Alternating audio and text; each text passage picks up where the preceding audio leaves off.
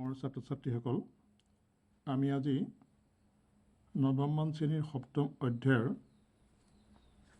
ত্ৰিভুজ পাঠটি আলোচনা কৰিম বুলি ওলাইছোঁ। তোমালোকে ত্ৰিভুজ সম্পৰ্কে এটা ধাৰণা আগৰ শ্ৰেণীবিলাকত পাই আহিছা। ত্ৰিভুজ কাক বোলে,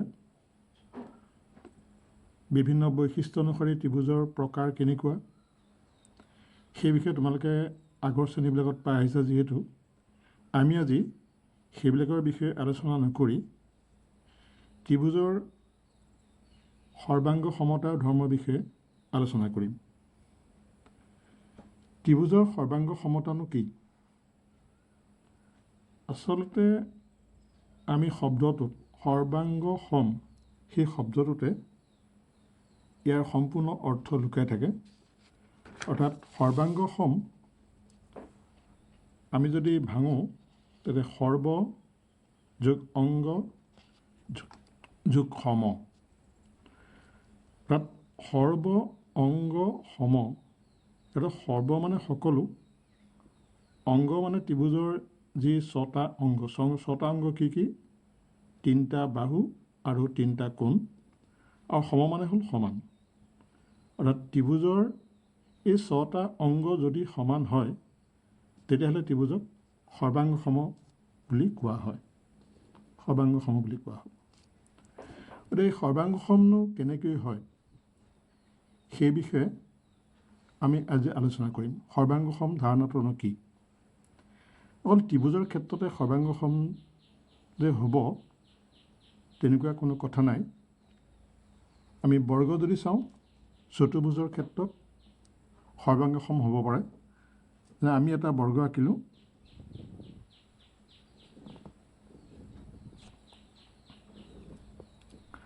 আৰু এটা বৰ্গ আঁকিলোঁ।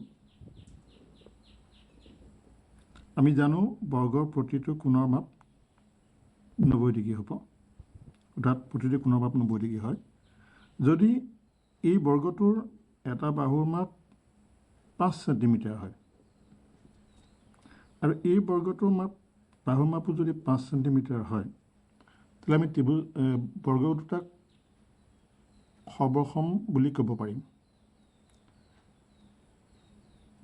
তেনেকৈ দুটা আয়তো সৰ্বসম হ'ব পাৰে।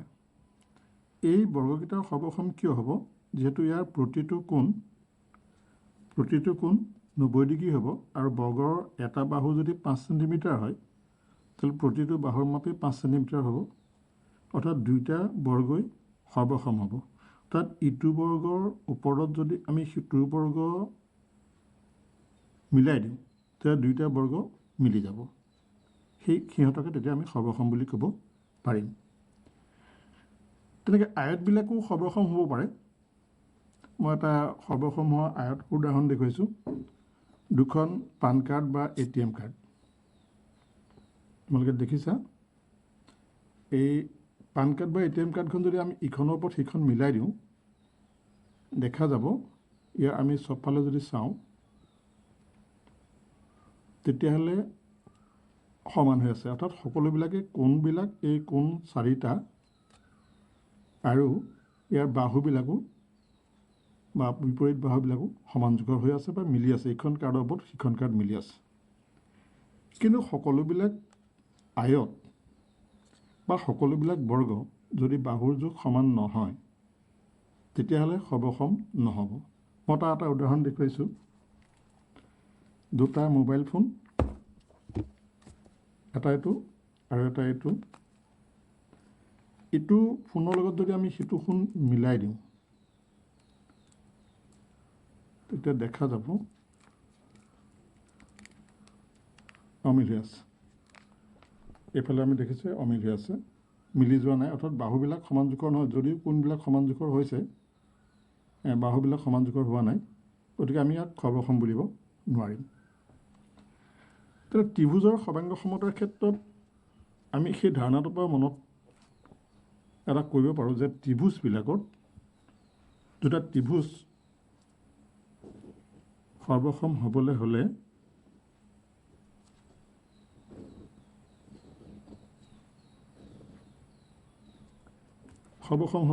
ইয়াৰ বাহুবিলাক ধৰা এইটো বাহুৰ লগত এই বাহুটো, এইটো বাহুৰ লগত এইটো বাহু, আৰু এই 3 নম্বৰ দাগ দিয়া বাহুটোৰ লগত 3 নম্বৰ দাগ দিয়া বাহুটো সমান হ'ব লাগিব। লগে লগে কি হ'ব, ইয়াৰ এই 1 নম্বৰ কোণটো ইয়াৰ 1 নম্বৰ কোণৰ লগত 2 নম্বৰ কোণটো ইয়াৰ 2 নম্বৰ কোণৰ লগত আৰু 3 নম্বৰ কোণটো 3 নম্বৰ কোণৰ লগত সমান হ'ব লাগিব। তেতিয়া আমি ত্ৰিভুজ দুইটাকে সৰ্বাংগসম বুলি ক'ব পাৰিম। সৰ্বাংগসম হ'বলৈ হ'লে আমি যেতিয়া তেনেকুৱা বহুত আমি কাৰ্যকলাপ কৰিলে আমি দেখা পাওঁ যে দুটা ত্ৰিভুজ সৰ্বাংগসম হোৱাৰ লগে লগে সৰ্বাংগসম অৰ্থাৎ আমি এনেকুৱা সদৃশ একে ধৰণৰ চিত্ৰবিলাক যদি আমি মিলাই চাওঁ বা একেজাতীয় বস্তু যদি আমি মিলাই চাওঁ যে ইটোৰ ওপৰত সিটো মিলি যায়, তেনেকুৱা আমি প্ৰথমতে চালোঁ কিছুমান বস্তুৰ পৰা আমি তোমালোকৰ কিছুমান বস্তু আমি বাছি ল'লোঁ যে কিছুমান বস্তুৰ পৰা আমি দেখিলোঁ যে দুটা এনেকুৱা বস্তু বা ত্ৰিভুজ আকাৰৰ দুটা বস্তু সৰ্বাংগসম হ'বলৈ হ'লে 1 নম্বৰ হ'ব লাগিব বাহু,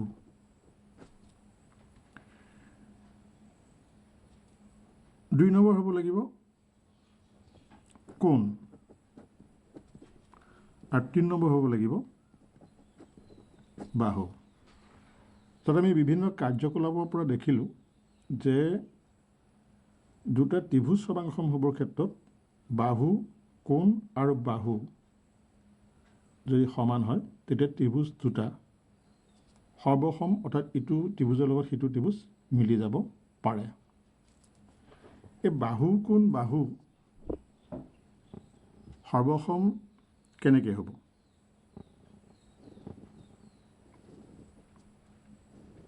আমি এটা ত্ৰিভুজ ল'লোঁ, আন এটা ত্ৰিভুজ ল'লোঁ, ত্ৰিভুজটোৰ নাম দিলোঁ আমি ABC, আনটো ত্ৰিভুজৰ নাম দিলোঁ PQR।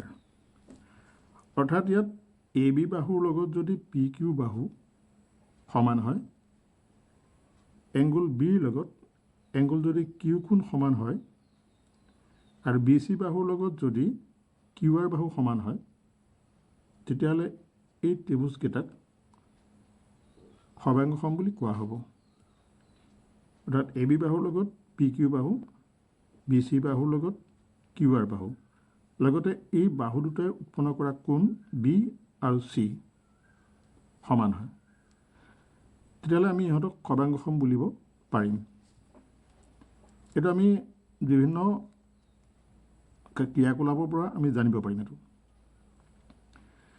তেতিয়াহ'লে এই ত্ৰিভুজকেইটা সৰ্বাংগসম হ'বলৈ হ'লে এই ত্ৰিভুজটোক আমি ABC ত্ৰিভুজটোক আমি অন্য ধৰণৰ নাম লিখিব পাৰিম নেকি? ধৰা BCA ত্ৰিভুজ নাম দিব পাৰিম নে নোৱাৰিম? এইটোত আমি সাৱধান হ'ব লাগিব যে BCA সৰ্বাংগসম ত্ৰিভুজ QRP কিন্তু লিখিব নোৱাৰি ইয়াত। কিয় লিখিব নোৱাৰি? কাৰণ এই যিটো ক্ৰম, এই ক্ৰমটোৱে দুটা বাহু আৰু মাজৰ কোণটোক বুজোৱা নাই। গতিকে আমি শুদ্ধ ক্ৰমত লিখিবলৈ হ'লে ইয়াত ABC বা আমি CBA আৰু ইয়াক তেনেকৈ PQR বা RQP বুলি বুজাব পাৰিম। আমি জানো সৰ্বাংগসমতাক আমি এই চিনটোৰ দ্বাৰা বুজাওঁ। গতিকে আমি ইয়াক লিখিব পাৰিম ABC ত্ৰিভুজ PQR, বা আমি লিখিব পাৰিম ত্ৰিভুজ CBA সৰ্বাংগসম ত্ৰিভুজ RQP। গতিকে আমি জানিলোঁ যে দুটা ত্ৰিভুজ সৰ্বাংগসম হ'বলৈ হ'লে বাহু কোণ বাহু আমি বিভিন্ন ক্ৰিয়াকলাপৰ পৰা জানিছোঁ যে বাহু কোণ বাহুৰ মতে দুটা ত্ৰিভুজ সৰ্বাংগসম হ'ব পাৰে, অৰ্থাৎ যদি তাৰ এ বি বাহু সমান পি কিউ বাহু, বি কোণৰ সমান কিউ কোণ আৰু বি চি সমান কিউ আৰ। এতিয়া আমি লিখিব পাৰিম যে যদি এ বি সমান পি কিউ, এংগুল বি কোণ সমান এংগুল কিউ কোণ আৰু বি চি সমান কিউ আৰ, তেতিয়া ত্ৰিভুজ আমি এ বি চি সৰ্বাংগসম ত্ৰিভুজ পি কিউ আৰ। গতিকে আমি এনেকৈ দুটা ত্ৰিভুজ সৰ্বাংগসম বুলিব পাৰিম। আমি দেখিলোঁ ইয়াত যে এটা বাহু মাজৰ কোণ আৰু এটা বাহু মাজৰ কোণ আৰু এটা বাহু, তেতিয়াহ'লে আমি ইয়াক দেখিলোঁ বাহু কোণ বাহু, ইটো ত্ৰিভুজৰ বাহু কোণ বাহু। গতিকে আমি ইয়াক লিখিব পাৰিম বাহুৰ বা কোণৰ কো আৰু বাহুৰ বা হিচাপে লিখিব পাৰিম। ইংৰাজীত লিখিবলৈ হ'লে S A S, S means side angle side. গতিকে আমি জানিলোঁ যে বাহু কোণ বাহুৰ দ্বাৰা আমি দুটা ত্ৰিভুজ সৰ্বাংগসম কৰিব পাৰিম। তেতিয়াহ'লে আমি যি এক্টিভিটি কৰিছোঁ বা এক্টিভিটি যিখিনি কৰিছোঁ তাৰ পৰা আমি জানিছোঁ যে এইটোৰ বাহিৰে বাকী কোনো চৰ্ত আছে নেকি যে দুটা ত্ৰিভুজ সৰ্বাংগসম হ'ব পাৰে। এইটো চৰ্তৰ বাহিৰেও বাকী চৰ্ত আছে নেকি, আমি যদি পৰীক্ষা কৰি চাওঁ।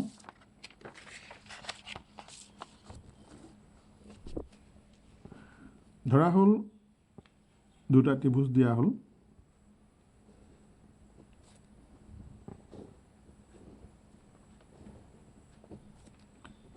এ B C P Q R.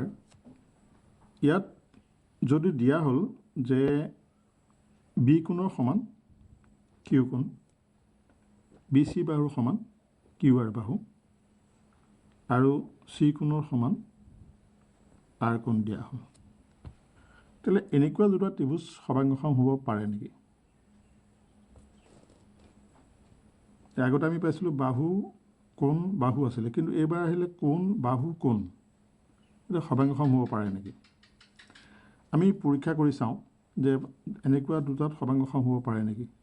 আমি বিভিন্ন ক্ৰিয়াকলাপ কৰিলে দেখিম যে সমান হ'ব, দুটা ত্ৰিভুজ সৰ্বাংগসম হ'ব। তথাপি আমি পৰীক্ষা কৰি চাওঁ। এই দুটা ত্ৰিভুজ সৰ্বাংগসম হ'বলৈ হ'লে আমি ইয়াৰ আগলৈকে জনা নাছিলোঁ যে এনেকুৱা দুটা আৰু বেলেগ চৰ্ততো ত্ৰিভুজ সৰ্বাংগসম হ'ব পাৰে। আমি ধৰি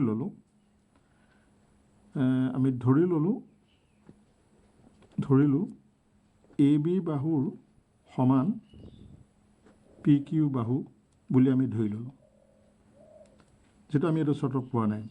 তেতিয়াহ'লে ত্ৰিভুজ এ বি চি আৰু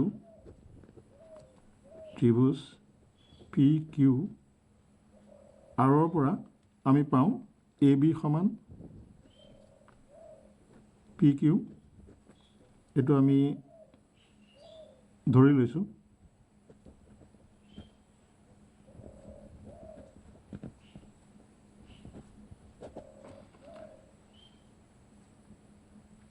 এ বি চি কোণ সমান এংগুল পি কিউ আৰ কোণ, এইটো দিয়া আছে।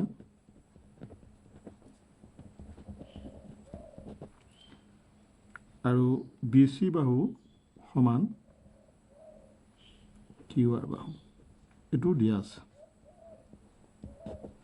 তেতিয়া ত্ৰিভুজকেইটা সৰ্বাংগসম হ'ব। তেতিয়া আমি যদি ধৰি লওঁ যে এ বি পি কিউ সমান হয় তেতিয়াহ'লে ত্ৰিভুজকেইটা সৰ্বাংগসম হ'ব। তেতিয়াহ'লে ত্ৰিভুজ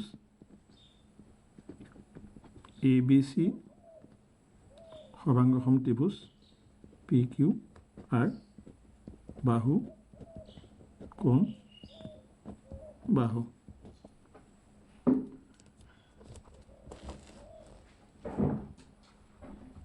যদি আমি ধৰি লওঁ এইবাৰ প্ৰথম আমি ধৰি লওঁ যে এ বি সমান এইটো চৰ্ত 1 নম্বৰ। 2 নম্বৰ চৰ্তত ধৰি ল'লোঁ যে A B is greater than P Q. যদি এ বি পি কিউতকৈ ডাঙৰ হয় তেতিয়াহ'লে কি চৰ্ত হ'ব? তেতিয়াহ'লে আমি জানো যে যদি এ বিৰ বাহুডাল পি কিউৰ বাহুডালতকৈ ডাঙৰ তেতিয়াহ'লে আমি পি কিউ বাহুৰ যিটো জোখ আমি জুখি ল'লোঁ, তাৰ জোখৰ সমানকৈ আমি ইয়াত এটা বিন্দু ল'লোঁ। বিন্দুটোৰ নাম দিলোঁ আমি আৰ। আমি আৰটো লগত চি সংযোগ কৰিলোঁ। তেতিয়াহ'লে পি কিউৰে বি আৰে সমান। তেতিয়াহ'লে বি আৰ চি আৰু পি কিউ আৰ এই ত্ৰিভুজকেইটা সৰ্বাংগসম হয়নে নহয় আমি চাই লওঁ। তেতিয়াহ'লে ত্ৰিভুজ হ'ব বি আৰ চি ত্ৰিভুজ আৰু ত্ৰিভুজ পি কিউ আৰ। তেতিয়াহ'লে ইয়াৰ পৰা আমি পাম বি আৰ সমান পি কিউ, এইটো অংকন মতে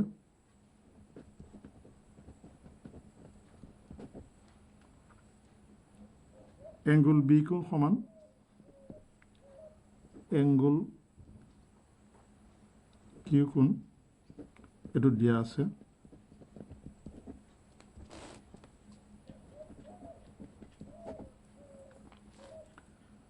আৰু বি চি সমান কিউ আৰ, এইটো দিয়া আছে।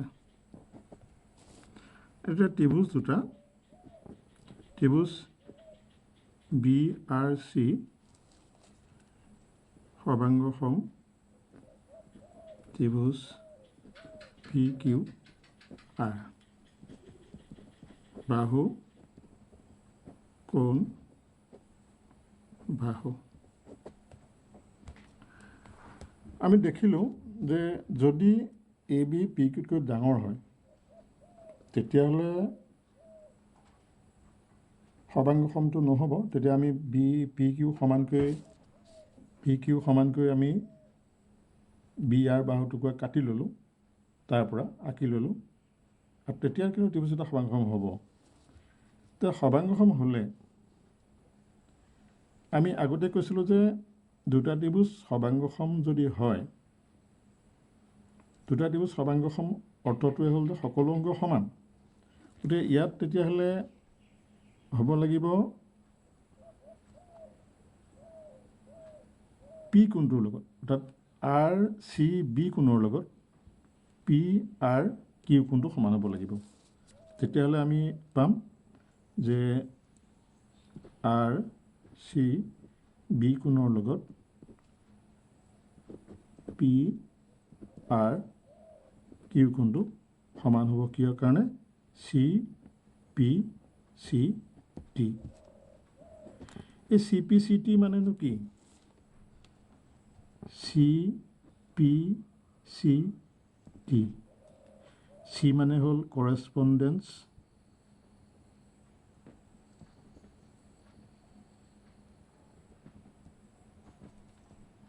Parts,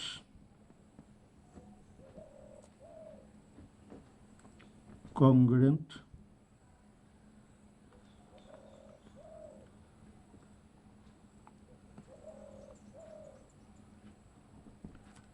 triangle.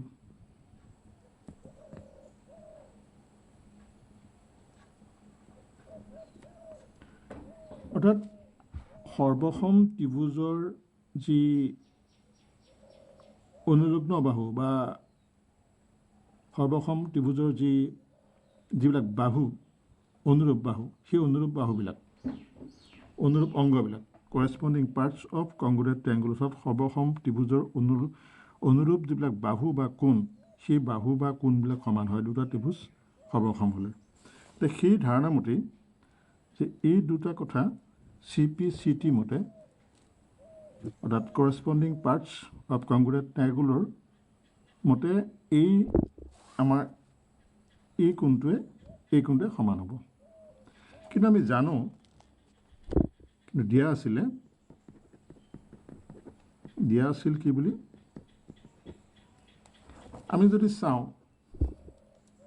চি কোণৰ লগত আৰ কোণটো সমান নাছিলে। চি কোণৰ লগত যদি আৰ কোণটো সমান হয় তেতিয়াহ'লে এই সৰু কোণটো গোটেই চিটোৰ লগত কেনেকৈ সমান হ'ব? অৰ্থাৎ চি কোণটো আৰ লগত সমান আছিলে কিন্তু আমি পালোঁ পিছত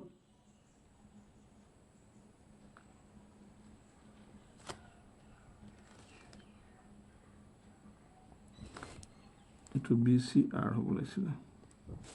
পিছত আমি পালোঁ BCR কোণটো কেনেকৈ QRP কোণৰ সমান হ'ল। এইটো P বিন্দু দিছোঁ দেই, P বিন্দু। BCP বিন্দুটো কেনেকৈ M বিন্দু দিছোঁ। BCM বিন্দুটো কেনেকৈ QRP কোণৰ সমান হ'ল। গতিকে ইয়াত এটা প্ৰব্লেম আছে যিহেতু চি কোণটো সৰু কোণ, এইটো হ'ল ডাঙৰ কোণ, গতিকে এই ডাঙৰ কোণটো এই সৰু কোণটো সমান হ'ব নোৱাৰে। গতিকে ইয়াৰ পৰা এই চৰ্তটো আমি দেখিলোঁ দিয়া আছিল যে angle C is equal angle R. কিন্তু আমি দেখিলোঁ যে চি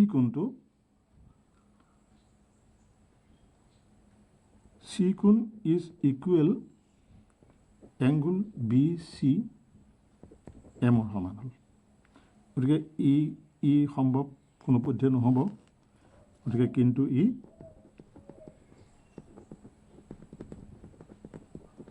অসম্ভৱ। গতিকে আমি জানিলোঁ যে যদি AB বাহুডাল PQ সমান হয় তেতিয়াহ'লে আগৰ মতে সৰ্বাংগসম হয়। যদি ডাঙৰ হয় তেতিয়াহ'লে এনেকুৱা এটা অসম্ভৱ চৰ্ত আহিব যাৰ বাবে ত্ৰিভুজ এটা সৰ্বাংগসম হ'ব নোৱাৰিব।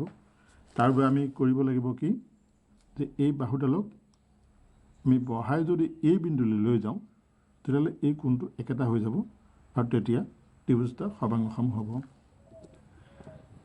ইয়াৰ উপৰঞ্চি তেতিয়াহ'লে আমি জানিলোঁ যে বাহু কোণ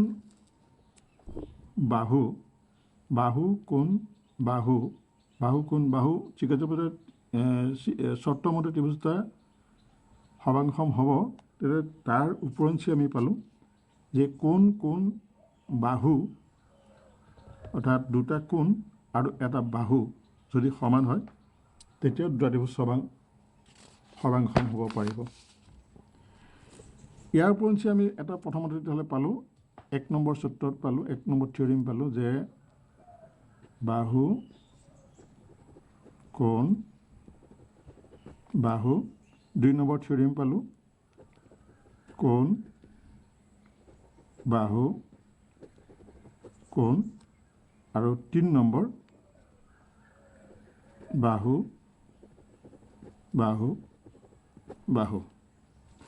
যেনেকৈ আমি ইয়াৰ আগৰটো প্ৰতিপন্ন কৰিছিলোঁ 2 নম্বৰ চৰ্তৰ মতে যে AB বাহুডাল PQতকৈ যদি ডাঙৰ হয় তেতিয়াহ'লে ত্ৰিভুজ দুটা সৰ্বাংগসম হ'বনে নহয় আমি পৰীক্ষা কৰিলোঁ।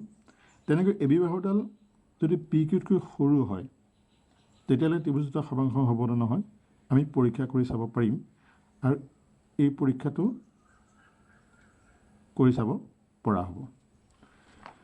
আমি মুঠতে এই পাঠটি আলোচনাৰ পৰা এটা কথা গম পালোঁ যে দুটা ত্ৰিভুজ সৰ্বাংগসম হ'বলৈ দুটা বাহু কোণ আৰু বাহু অৰ্থাৎ দুটা বাহুৰ মাজৰ যিটো কোণ সেই কোণটো যদি সমান হয় আৰু বাহু কোণ ইয়াত কিন্তু কোনো ধৰা বন্ধা কথা নাই, কোণ বাহু হ'ব পাৰে বা কোণ বাহু কোণো হ'ব পাৰে। আৰু তৃতীয়টো হ'ল বাহু যদি সৰ্বসম হয় তেতিয়া দুটা ত্ৰিভুজ সৰ্বাংগসম বুলি আমি ক'ম আৰু তেতিয়া তাৰ বাকী থকা অংগ যিবিলাক আছে সেই সকলোবিলাক অংগকে সমান বুলি আমি ক'ব পাৰিম আৰু আমি ইয়াক ক্ৰিয়াকলাপৰ যোগেদিও কৰি চাব পাৰিম এনেকুৱা বিভিন্ন বস্তু লৈ ত্ৰিভুজ আকাৰৰ বিভিন্ন বস্তু লৈ এনেকুৱাবিলাক সমান হ'লে এনেকুৱা অংগবিলাক সমান হ'লে যে ত্ৰিভুজ দুটা এটা ত্ৰিভুজ আনটোৰ লগত মিলি যাব আমি ক্ৰিয়াকলাপৰ যোগেদিও দেখুৱাব পাৰিম ইয়াৰ বাহিৰেও আৰু এটা ত্ৰিভুজ দুটা সৰ্বাংগসম হোৱাৰ ক্ষেত্ৰত আৰু এটা সিদ্ধান্ত আছে সেই সিদ্ধান্তটো হ'ল সমকোণী ত্ৰিভুজৰ ক্ষেত্ৰত দুটা সমকোণী ত্ৰিভুজ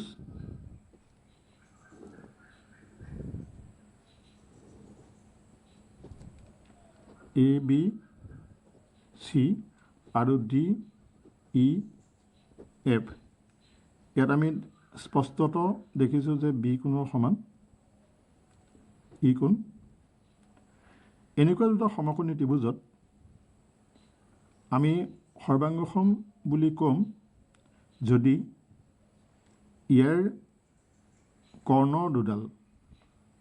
অতিভুজ দুডাল অৰ্থাৎ এ বি চি ত্ৰিভুজৰ অতিভুজ হ'ব এ চি আৰু ডি এফ ত্ৰিভুজৰ অতিভুজ হ'ব ডি এফ যদি এ ডি এফে সমান হয়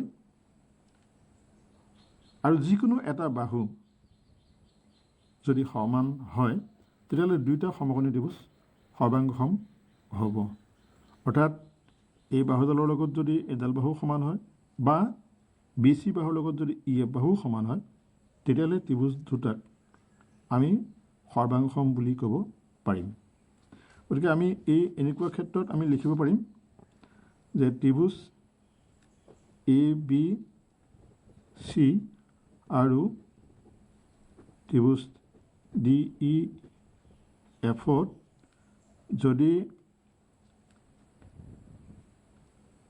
এ চি সমান ডি এফ এংগুল বি সমান এংগুল ই সমান 90 ডিগ্ৰী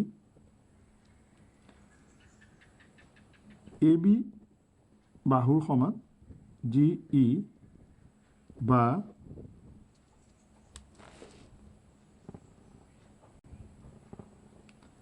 বি চি বাহুৰ সমান ই এফ যিকোনো এটা হ'লেই হ'ব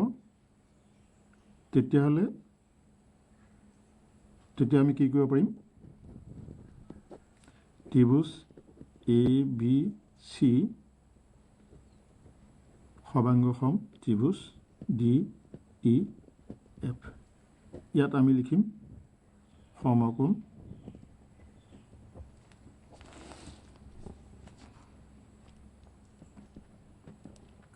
ত্ৰিভুজ বাহু গতিকে আমি আজি ত্ৰিভুজৰ সৰ্বাংগসমতাৰ বিষয়ে আলোচনা কৰিলোঁ ছাত্ৰ ছাত্ৰীসকলে এই পাঠটো ভালদৰে অধ্যয়ন কৰিবা যিহেতু এই সৰ্বাংগসমতাৰ পিছৰ জ্যামিতিবিলাকত যথেষ্ট পৰিমাণে প্ৰয়োগ হ'ব গতিকে আমি এই পাঠটো ভালদৰে অধ্যয়ন কৰি সৰ্বাংগসমতা কেনেদৰে হয় তাক জানি লৈ আমি আগবাঢ়িব লাগিব ইয়াৰ পিছতো আমি ক্লাছ 9 আৰু ক্লাছ 10ৰ সম্পূৰ্ণ গণিত কিতাপৰ ভিডিঅ' বনাম আশা কৰোঁ তোমালোক উপকৃত হ'বা আশা কৰি আজিলৈ ইমানতে সামৰিছোঁ